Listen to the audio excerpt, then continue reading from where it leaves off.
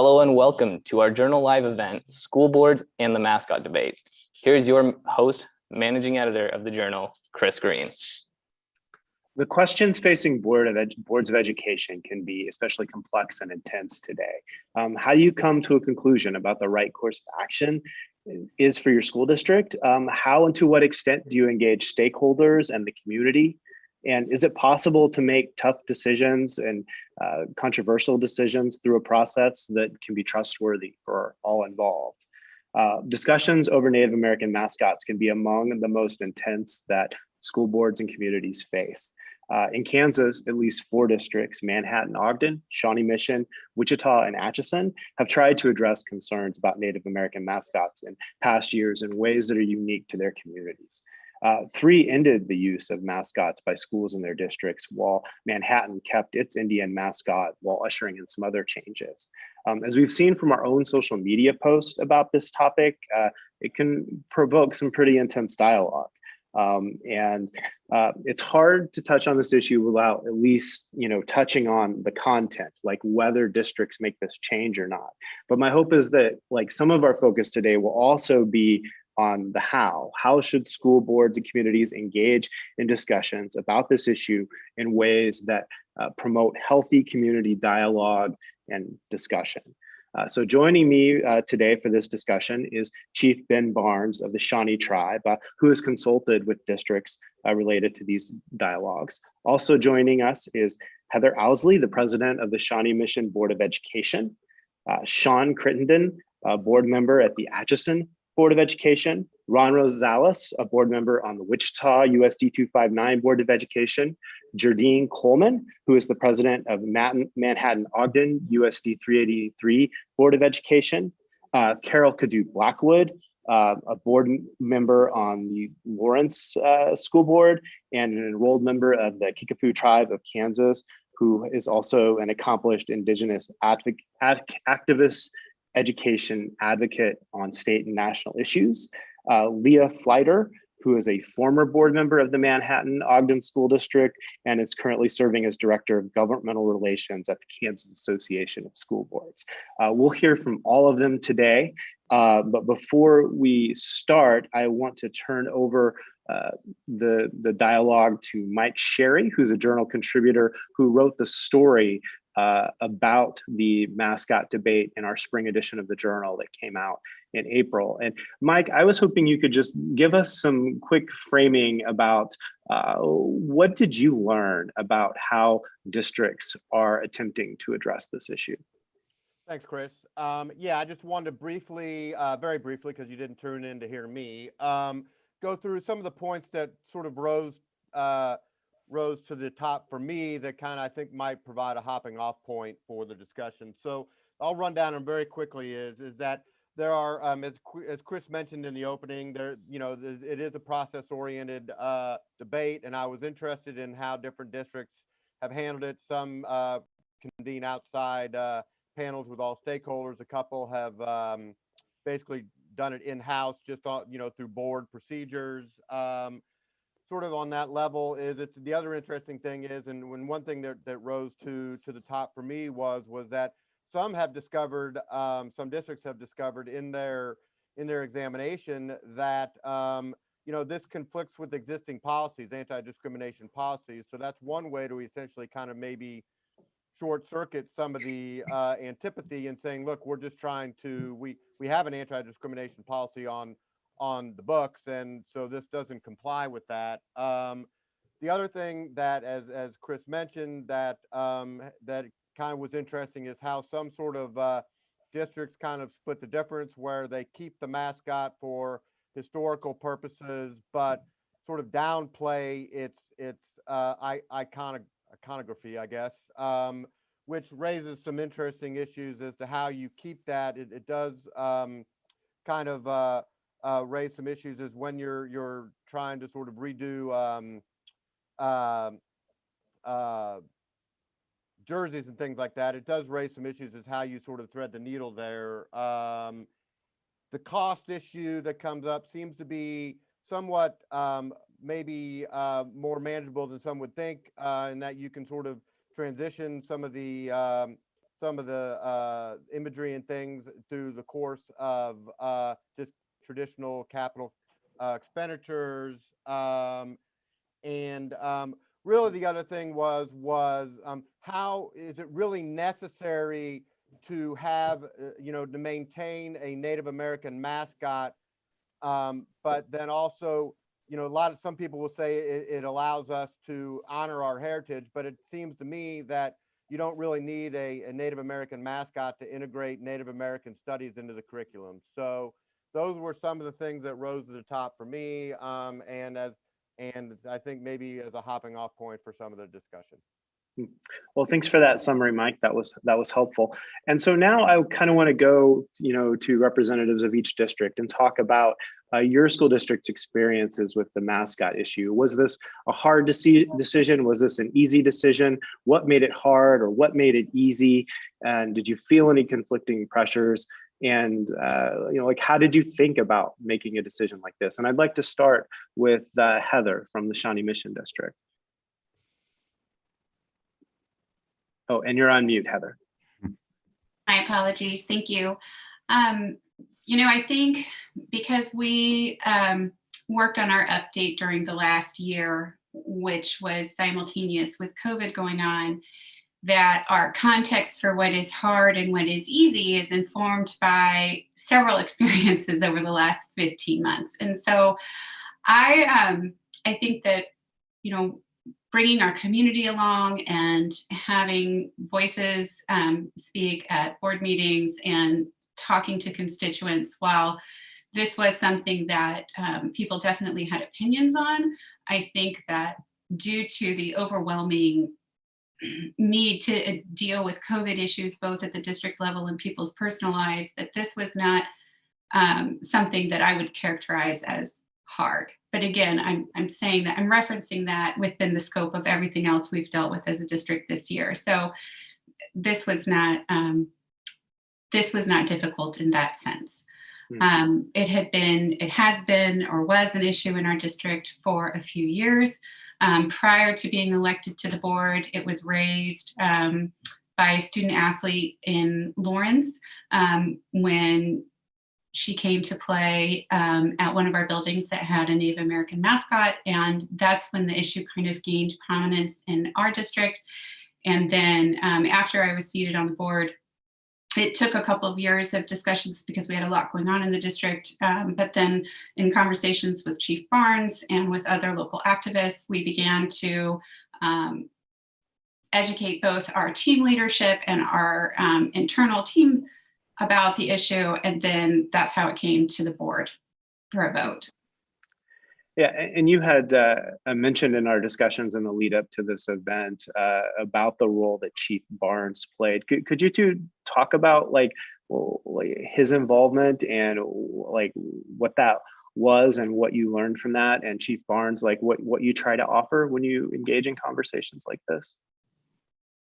I can defer to Chief Barnes to hear his perspective, and then I can follow up with how I found it really useful and invaluable. We could tell from that we've engaged at Shawnee Mission before regarding this mascot. I know it was some years ago that a previous superintendent there was an issue with the mascot, and I could tell that there was really they really didn't want to have a conversation. They just wanted to try to say that they had reached out to us. This time was different. I could tell it was different. They wanted to have a real conversation. And to Ms. Ousley's point that it's not difficult when you have real conversations. When you sit down and you go, oh, Shawnee Mission, that name didn't pop out of Zeus's forehead. It obviously has some point of origin. And then you say, oh, this is the tribal nation whose children went to the residential school in which the city of Shawnee Mission has its name. Our place names are throughout the area. Black Bob Road, the city of Olathe is a Shawnee word, Olathe. So these place names are just replete throughout the area. So sitting down with Shawnee people and having real conversations about what this means to Shawnee people. What does the Shawnee Nation have to say about this? And not just finding a token representative from Indian country somewhere that happens to agree with or like the mascot, but have a real substantive conversation. What did the National Congress of American Indians say about this? What was the science and research that they provided? And in our own research, what did we learn whenever we reached out and found our reports from the American Psychological Association on the detrimental effects of seeing your people treated as a caricature as a young child growing up, that it may lead to ideas within that child's development of some sort of, within their ideation of who they are in the world, find themselves inferior or lesser because of the way that they're portrayed. So then it becomes really easy. When you have a school district like we experienced with Heather at Shawnee Mission, and what's happened in a couple other places in Kansas, I'm really proud of the work they've done, and I'm really proud of the honesty they approach this work. And as a product of Kansas education at USD 506, I have a little, I feel really proud that we had better luck in Kansas than I have had even in Oklahoma and Ohio. And I don't want to name names, but Shawnee Mission was a joy to work with when they really sat down and was really honest with us. So if you're having these conversations, doing it from a place of honesty and inclusion, I think that can go a long way. Yeah.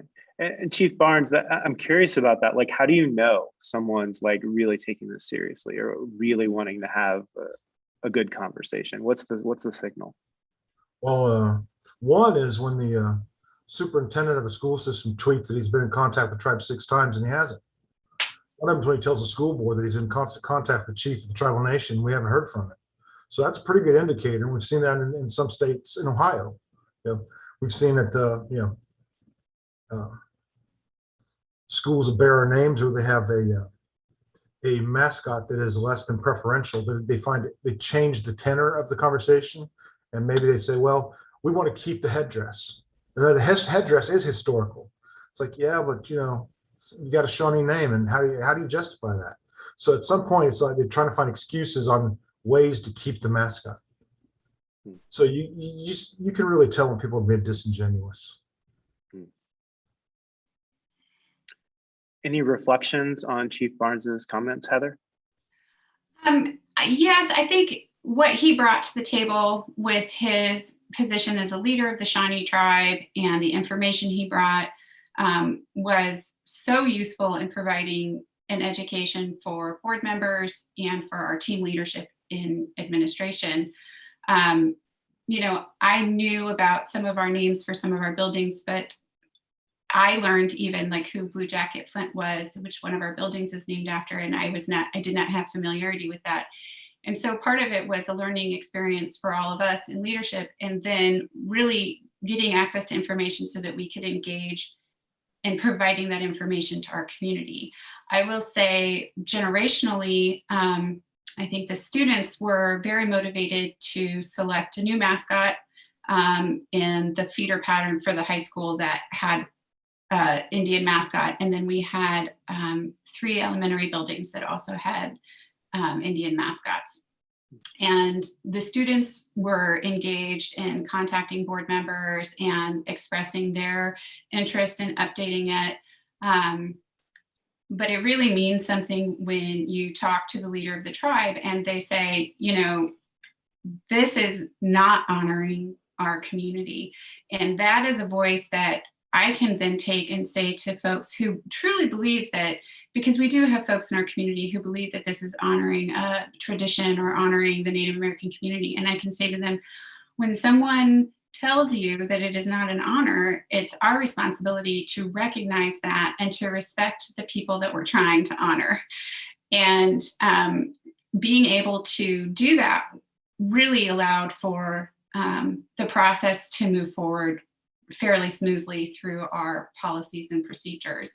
It is true that we had updated our non-discrimination policy in July, and it was made more broad. I believe that had we not updated the mascots, that we would have been in violation of our existing non-discrimination policy. But I think that it's really important for board members to remember that we lead our community and the buck stops with us. And so when we decided to address this issue, we decided to address it with a specific mascot related policy to lay out that we wanted our mascots to be respectful and inclusive and to not harm any of our students or any protected class.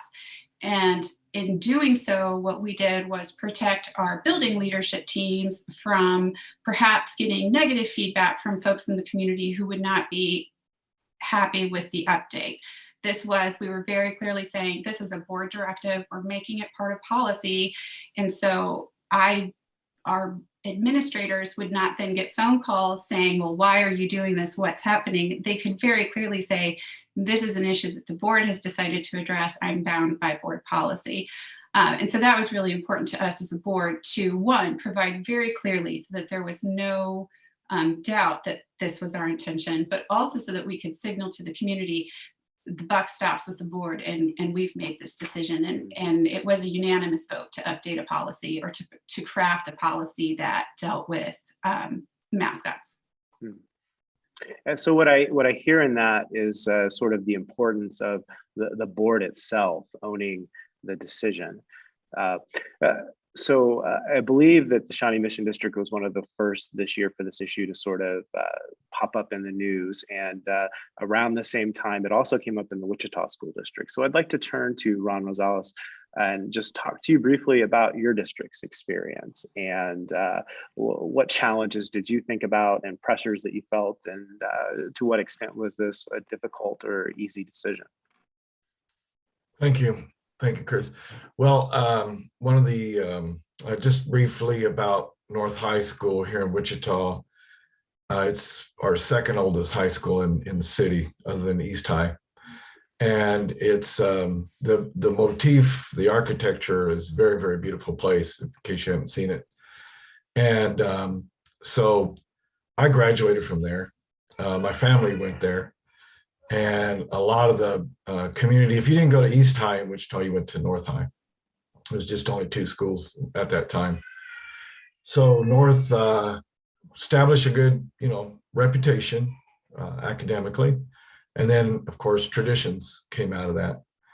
So it was difficult for people to speak about it. And it actually came up about, I want to say about 25 years ago, some of the first request about name changing. Unfortunately, the Alumni Association, a lot of people who have gone through North and are, prominent people in Wichita and neighborhood associations and so forth, they rallied against any name changes. And in fact, it kind of backfired on the whole issue, because what came out of it was a slogan. And the slogan was, once a Redskin, always a Redskin. And that slogan stuck till this day. It's stuck. And it, again, it not only backfired, the backlash was pretty swift. But those people that wanted to keep the name, kept the name, and they put a slogan in there too. And so a lot of people really jumped on it. And so 25 years ago, I actually think it was probably, it was about 25 years ago.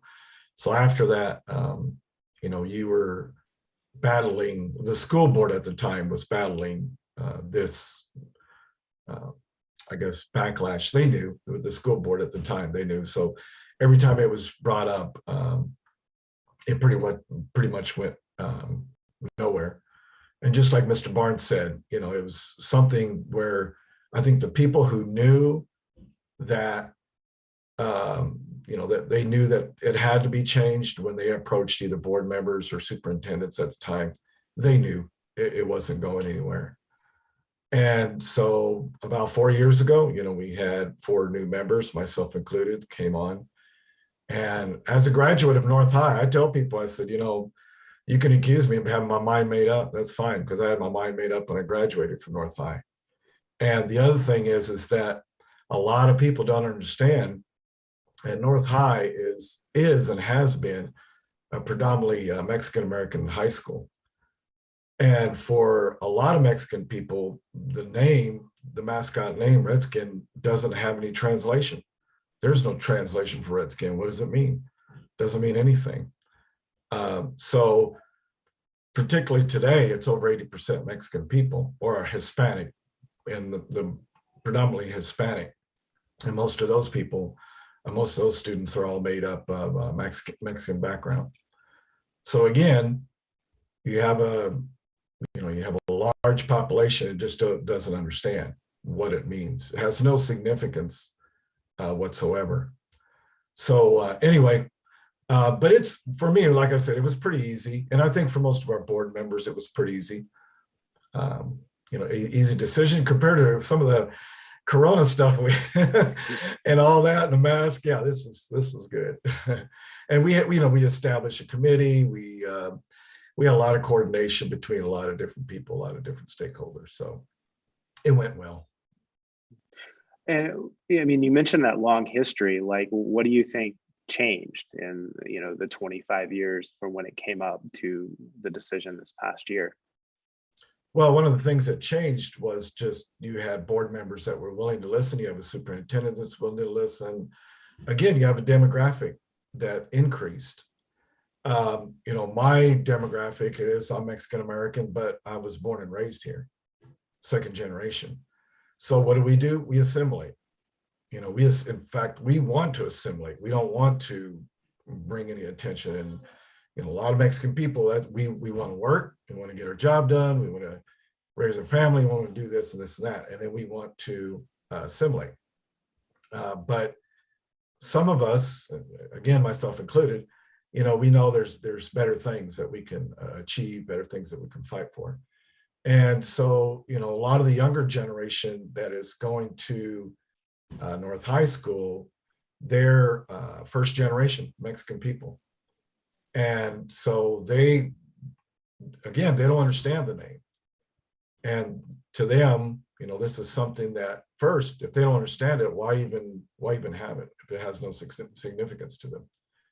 And second thing is that they see something that has to be reconciled. And so yeah, they're about it. They're all about that. So I really, thankful that our young people, for most of them, you have some that either on the fence or don't want a name change. So Ron mentioned the long history in Wichita, and I think that makes a good transition point to talking about the Manhattan district, where this has been under discussion for decades, all the way back to when I was even a student at Manhattan High School in the 90s.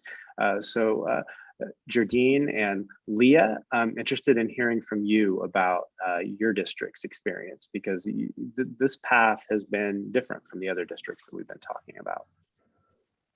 Yeah, I thought of 3 kind of key challenges that we face, but I think that Leah can speak probably better to the historical context. And so I think the first challenge that we've experienced in our community is having these 2 camps of, I'm being very gross when I use these terms intentionally, historical preservation versus political correctness. And there are people in our community who identify as alumni, either lifelong residents of the community or longtime residents, who see this symbol as a representation of their time in Manhattan High School. They see it as something that's meant to honor a specific individual in our community who made great contributions to our student body. And they also would say now that it forces us to look at and acknowledge Native American history in our community. I wouldn't say that part of the argument has been there the whole time, but that's a new additional piece of the puzzle that has been added. And then there are people who also, some of them are alumni, longtime, lifelong residents, or people like myself who might be transplants to the community, who see the symbol as a tone deaf expression of the school district that does some unnecessary but irreparable harm to students and staff and community members who are both Native and non-Native. I think there's also been a specific challenge around language in our community. So there was a shift in the 2016 bubble of the discussion from the use of the term mascot to symbol or image. And so right now, if you look at the outcome of that most recent decision, the language says maintain the Indian name and image. It does not say mascot. Mm-hmm. So that part has been a challenge because now the argument has shifted away from, well, we don't have a mascot, it's a symbol. And so that has somehow, for the group that wants to keep it in their mind, that is sort of minimizing the impact. And they also would note that historically, when it was a mascot, there were costumes and caricatures of Native American people that were happening at sporting events that's not happening now. And so that has somehow decreased the impact. And then the last one is ownership of the problem. So there's been a lot of discussion about whose job is it to decide that it's time to retire it? Is it the school board's right or duty to say that it's time it should go? Should it be the community? Should it be the high school students? Should it be the entire school district? Personally, as a transplant, a lot of the pushback that I have when I speak, what I think about the mascot is, well, I'm not from here. And so if I'm not from this community, then how can I know what this community means? And how can I know what it wants? And in Manhattan, you are either from here or you're not from here. And it doesn't matter if you've lived here for 25 years, you're from here or you're not from here. And so that has been a lot of the, or those 3 points have kind of been the basis for the arguments that we've seen and the challenges that we faced, I think, historically as a school board. And Leah, please feel free to add to that. Jurdene, I would agree with everything you've said about those challenges. It was, for me personally, it was an agonizing process. And an additional complicating factor, at least in Manhattan, there are a couple, it's a one high school town. And so you have a sort of an additional level of investment in the past or in preserving, history.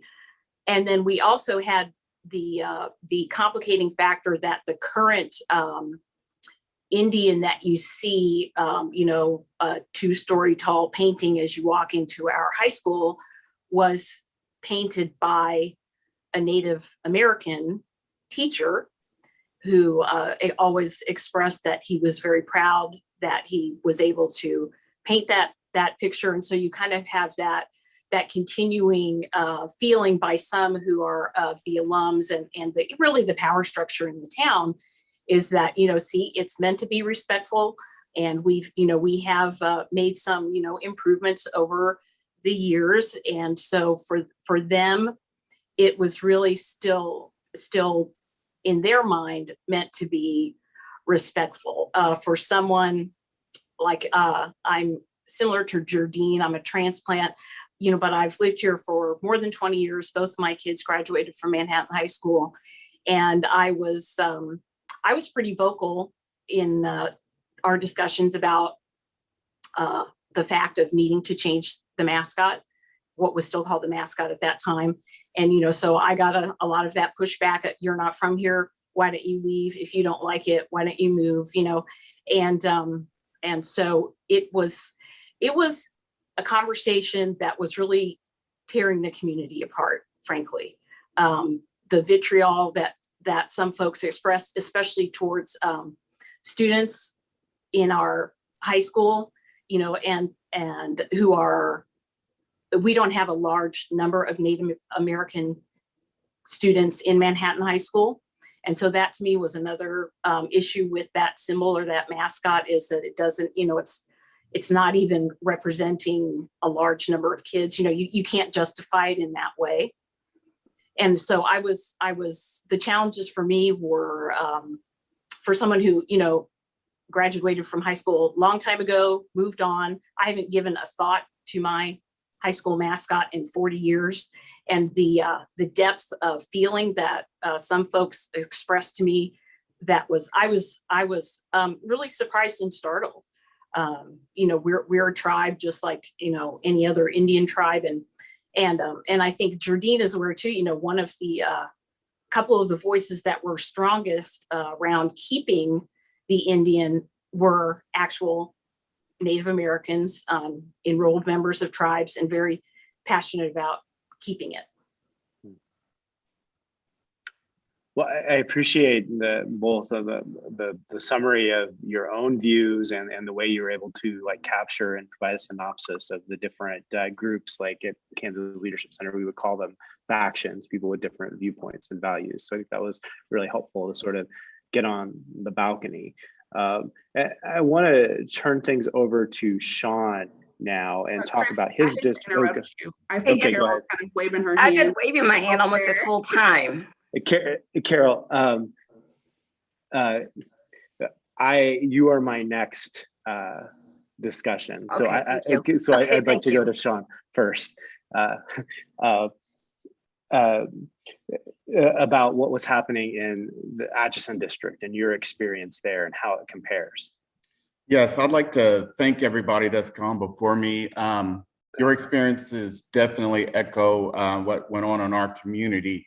The mascot in Atchison was the Red Men, and the process began in 2016.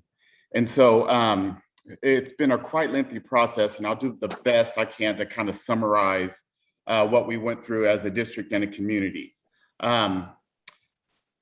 In 2000, Hiawatha had changed their mascot from the Redskins. And so since 2000, it's kind of been an elephant in a room in our community as far as where do we go, what do we do? We knew at some point it would need to be addressed. We heard that we were possibly denied league entry because of our mascot. And additionally, we had heard from our local Kickapoo Tribe members and students that our mascot was insensitive. So we wanted to address it and to do something about it. The name Redmen is problematic. We had consistently received feedback up until 2016 when the board decided to act. The key challenges, ultimately, we talked about policy and our non-discriminatory policy, and then educating our community about the possible change.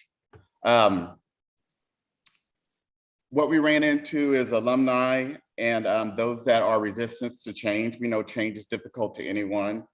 Board members felt pressure from alumni and those groups via social media and other platforms. And, you know, and as you guys know, that it can get ugly. Some of the comments that we had heard consistently, it's our culture, it's who we are. Problem then, why is it a problem now? We are honoring Native Americans. The majority don't want it changed. We have pride in Red Men. The Chiefs, they use the Native American mascot and imagery, and everybody loves the Chiefs. And so personally for me, I guess my path with this was a little different. I didn't feel as much pressure. I was pretty steadfast in my stance due to my research and talking to my Native American friends. As an African American, I definitely understood the issue at hand and what would be right for a public institution of learning. And so that's what drove me personally. But I understand definitely the issues that fellow board members had dealt with in these regards. Well, thank you for that, Sean. And now I want to turn things over to Carole. So you represent a district that doesn't have these mascots, I believe, but it doesn't mean that you don't have a perspective on it, and that you're the students who attend your school who were involved in some of the discussions around the Shawnee mission mascot issue have perspectives on that too. So how does what you heard so far look from your perspective? How does this play out with your district? Okay, thank you for having me. First of all, I would like to acknowledge and thank everyone for being on this panel today, but I'm not sure if anybody else on this panel is a Native American or a mental health professional as I am. But I would like to thank those school boards that did support the mascot change, because in 2015, there's a federal act called the 2015 Every Student Succeeds Act. It's or ESSA, which requires extensive outreach and genuine engagement efforts to everyone from policymakers to educators to tribal organizations to parents. And me, myself, as a concerned citizen and tribal member. And when I say Native Kansan, I'm a Native Kansan. In critical race theory says that and I think that as board members that we should feel incumbent among us to support and endorse critical race theory. Because when I tell people that I'm a true Native American, Native Kansan, we didn't choose. I'm an enrolled member of the Kickapoo Tribe in Kansas. We didn't choose to come to Kansas. The American government forcibly removed us from our homelands and placed us in Northeast Kansas. And so, and when I would like to thank Madison McKinney for bringing this to attention, because it was it was her voice that led the Lawrence High School Intertribal Club to make the motion to take down the banner, the Shawnee Mission North banner in the gymnasium. So I want to give her props and the club props. But I grew up in Lawrence, Kansas, and I grew up in the Sunflower League district where we would play against Shawnee Mission. And I also would run in Manhattan at state for cross country meets. And I know all too well what that is like to have people hooping and hollering at me or my teammates when we would play, and even my daughter. So, and just like Madison McKinney, I would cringe every time I'd see them, any school that used the Native Americans as a mascot, I would cringe, just like Madison, and my stomach would turn like, oh, great. You'd have to prepare yourself mentally for the racism that you would face. It was blatant, whether or not they're honored. I didn't feel honored because the American Psychological Association has recommended the retirement of American Indian mascots. And the state of Maine in 2019 banned that practice outright altogether. And I do believe, I strongly and I firmly believe that we should not be using federal funds to fund racism. If anything, we should support teaching critical race theory to our students.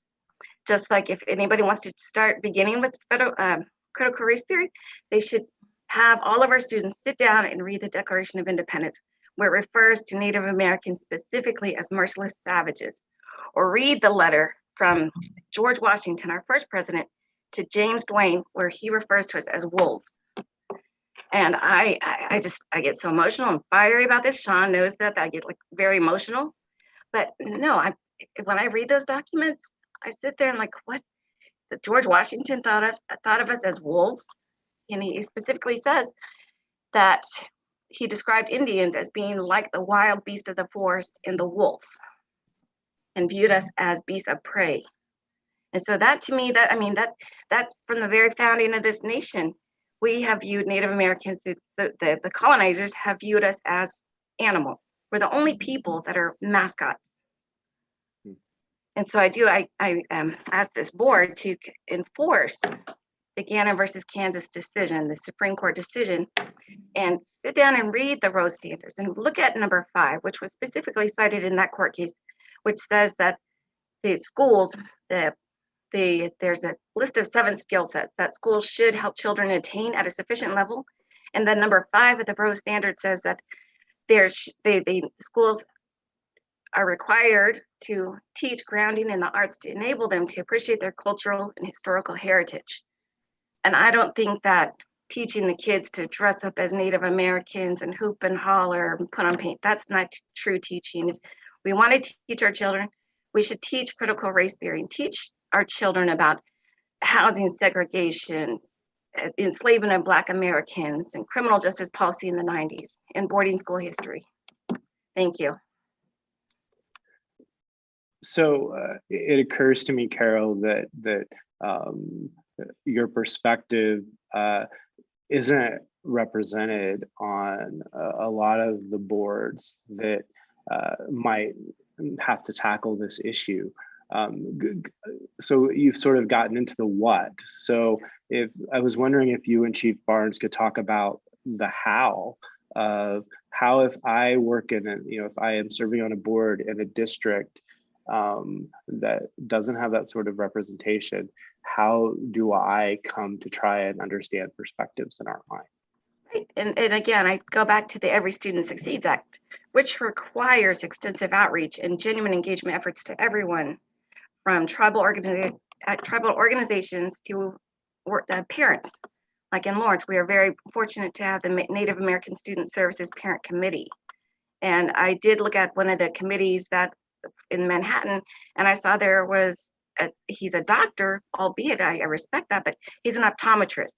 When I get if I want my eyes checked, I'll go see him, but I'm not going to ask him about critical race theory.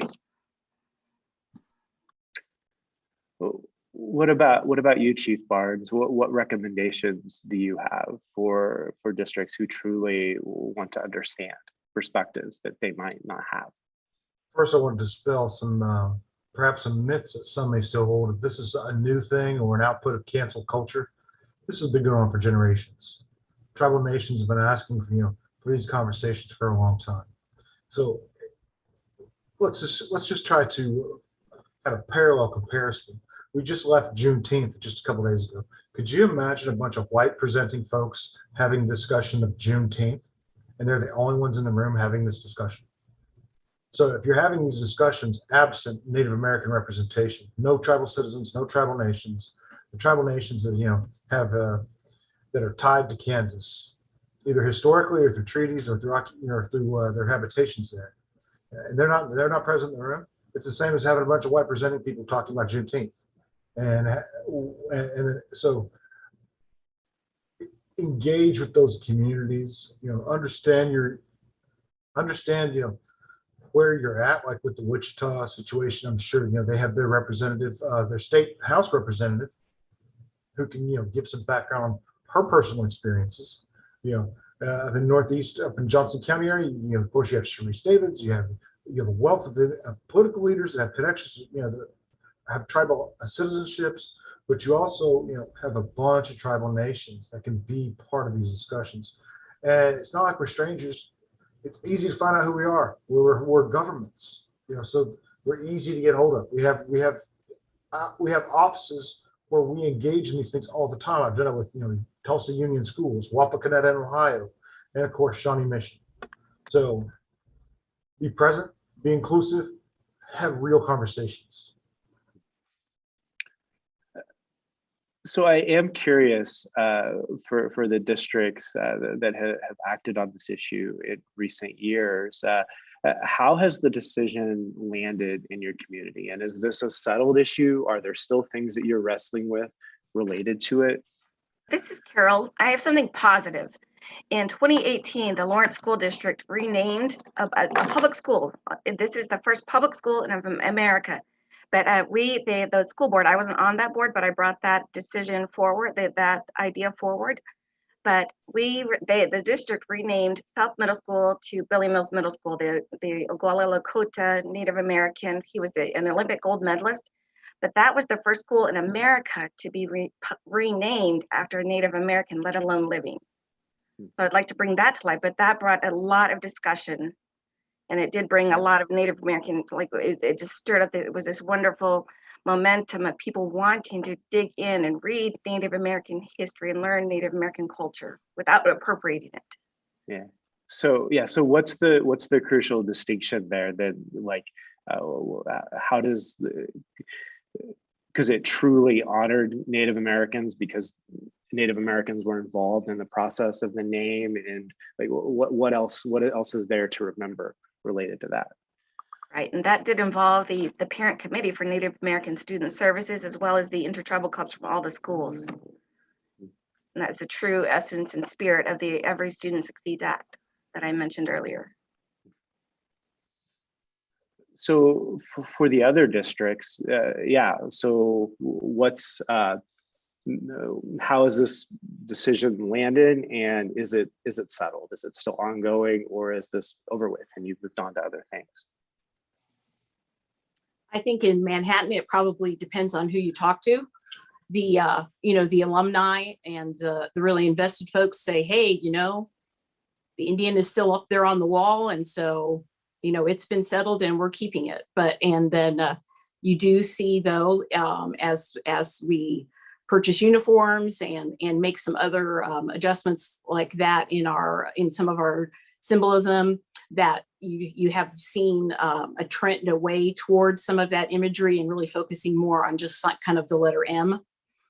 And I think that there's a recognition there that this is a topic that's going to need to continue to evolve, and particularly with the continued engagement of the folks in the community who were pushing in 2016 to change the mascot. I know that it's not settled for them.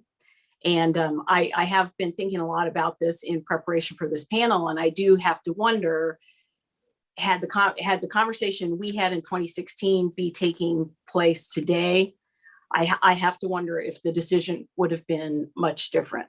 You know, obviously you have the COVID issues that some of you referenced that made it a lot easier to just say, nope, we're changing it. We don't need to be, you know, this is not something that we need to drag out. I do think that 2016, you know, it seems like a lifetime ago in a number of parameters as far as what we know and what we've come to understand about the journey of people of color, specifically Native American children and their parents through our society, that I do have to wonder whether it would have been different. And I feel confident that it will continue to evolve in Manhattan. I agree, Leah. I just wanted to share an anecdote. We received some correspondence just this week from a parent who very eloquently but very directly outlined what she identified as the residual harm that is caused by her child, who's a Native American student, who walks into a classroom every day and walks past a sign that says, "We are Indians." And this class is her favorite class. And she talked about how that three-word statement erases her daughter's identity as a Navajo student. I don't see that the issue will be resolved until it is changed. And I think that the change will have to come in similar ways as a lot of these districts have talked about today in the form of policy changes, because realistically, this is such a contentious issue in our community that there would be people who would run for the Board of Education simply to vote back in that name and that image and have no other agenda or reason to be on the school board. That is where we're at in our community. I also wanted to say we tried in COVID to resurface the issue, and we were virtually stoned basically with a lot of hate mail from community members who said, now is not the time to do that. How dare you, going back to those 3 points I mentioned at the beginning. So we have not had a historically smooth experience with trying to surface and address this issue in our community.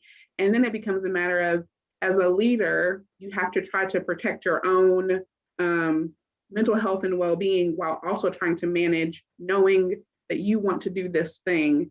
And no decision at the school board happens because one person wants to do it. You need 4 votes to make a change. And so if you're not confident, if your board is wavering and that 4 votes is not something that can happen, do you then put yourself in the line of fire, so to speak, to have to endure what I would consider hate? It has been straight up hate. I will call it out. At least in my inbox, it's been hate from the community members who you believe that you are trying to represent and protect. And so we have had a lot of challenges with this particular issue around decision-making and process. And, you know, Jurdene, I think the night that we made that decision, I went into that meeting after weeks of discussion and after a 5.5-hour public input session. I thought we had 4 votes to change it. You know, I was confident we were going to change it. It was going to be rough, but that was what was going to happen. Just kind of counting noses, I figured we had 4 votes. And we had a couple of members who said, you know, this is a tough issue for our community, and we would like to try to find a middle way. And so as a board member, you're sitting there in front of all these folks, both literally and figuratively, and you have to pivot. And it became very clear that we were not going to have 4 votes to change it. And so how do you chart a path forward that tries to take into account something that will be for the good of the students in your community? And I know for me and for some of the other board members who ended up voting for what I'll call the compromise, I think the hope, at least for me and some of the others, was that if we put some of these programs into place, you know, that having it coursework, having curriculum about the true experience of Native Americans in Kansas and across the nation, having some of those other issues in place, that perhaps we could then prompt some organic change from the community as kids and as their parents really learned more about the actual lived experience of Native Americans in Kansas. I think that was an awful big lift for us to try to attempt, but at the time, we thought it was a path forward. Well, and then I'm just interested, with Heather and Sean and Ron, so a decision has been made, but there's still physical things that show this imagery, and some of them are quite aesthetically beautiful in Shawnee Mission North High School, as well as Wichita North. What are the sort of residual decisions you're going to wrestle with in the years to come related to this issue? So our high school site council is going through all the alumni gifts. As you can imagine, our Shawnee Mission North is 100 years old, and every year there's a class alumni gift and frequently referencing the mascot. And so they're going through all of those to put in some portion of the building as a historical memorabilia library. And then we projected a year in making the physical transition as we update uniforms and update gym floors and that sort of thing. The students and the community, the alumni of North and people within the North feeder pattern were able to vote on the new mascot, and it came down to the bison versus the buffalo. It's my understanding that there were some folks who wanted buffalo because the syllables would work well for the cheers. You could move that in. And then there was team science for the bison, because bison is the animal that is native to Kansas. And so for everyone's information, bison won. So we are going to be, or are now, the bisons at Shawnee Mission North. And I think we're really looking forward to having all of the physical transformation completed over the next year. And then when the school celebrates its 100th year anniversary, and we will be out of these COVID times, to have a celebration with local leaders and Chief Barnes and our community to really kind of roll out the bison mascot. So we have good things to look forward to as well. And our community really has embraced. Now, I'm not saying that everyone is 100% fully on board, but I think allowing our students to kind of lead the way to make the selection for the next mascot was really useful. So we are in what we're categorizing as a transition year, because we could not make that the full physical change, with our finances, but to work it into the budget with the things that we would be replacing in any event has worked. So that's kind of where we're at as we move forward. In Atchison, we have moved forward, and we're in the process of choosing a new mascot and archiving and creating a space for some of our memorabilia. That is something that was discussed during our committee process. We are retiring the mascot and we are moving forward, but we have had some gifts submitted to us, and our plan would be to archive those. Same here in Wichita. Pretty much we're in the process, and it's interesting because as I said before, I graduated from North High School, so inside the building there isn't a lot of I should say statues or those kind of things. The outside there are some figureheads and those kind of things, but that's probably something that's going to have to be looked at a later date. Well, we have reached a time boundary for this discussion, and obviously this issue is going to continue to play out across the country and across the state. And I appreciate the panelists for being willing to come and share your experiences and talk about your perspectives. So thank you for doing that. And next month, we'll be having a launch event for the summer edition of our magazine, where we'll talk about the issue of civics, which also directly relates to this. So thank you again to our panelists, and thank you to our audience for watching. Thank you.